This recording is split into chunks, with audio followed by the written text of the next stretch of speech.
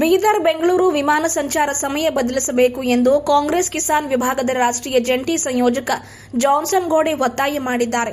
ಮುಖ್ಯಮಂತ್ರಿ ಡಿಕೆ ಶಿವಕುಮಾರ್ ಅವರಿಗೆ ಬೆಂಗಳೂರಿನಲ್ಲಿ ಗುರುವಾರ ಈ ಕುರಿತು ಮನವಿ ಪತ್ರ ಸಲ್ಲಿಸಿದ್ದಾರೆ. ಸ್ಟಾರ್ ಏರ್ ಸಂಸ್ಥೆ ವಿಮಾನ ಸಂಚಾರ ಸಮಯ ಬದಲಿಸಿದ್ದರಿಂದ ಪ್ರಯಾಣಿಕರಿಗೆ ಅನಾನುಕೂಲವಾಗಿದೆ ಎಂದು ತಿಳಿಸಿದ್ದಾರೆ. ಹಿಂದೆ ವಿಮಾನ ಬೆಳಗ್ಗೆ 6:30ಕ್ಕೆ ಬೆಂಗಳೂರಿನಿಂದ ಹೊರಟು ಬೆಳಗ್ಗೆ 7:45ಕ್ಕೆ ಬೀದರ್ ವಿಮಾನ ನಿಲ್ದಾಣಕ್ಕೆ ಬರ್ತಾ ಇತ್ತು.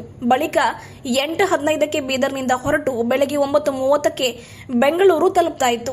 ಇದರಿಂದಾಗಿ ಬೀದರ್ ಹಾಗೂ ಸುತ್ತಮುತ್ತಲಿನ ಜಿಲ್ಲೆಗಳ ವ್ಯಾಪಾರಿಗಳು, ಪ್ರವಾಸಿಗರು ಸೇರಿದಂತೆ ಪ್ರಯಾಣಿಕರಿಗೂ ಕೂಡ ಅನುಕೂಲವಾಗ್ತಾ ಇತ್ತು ಎಂದು ತಿಳಿಸಿದ್ದಾರೆ.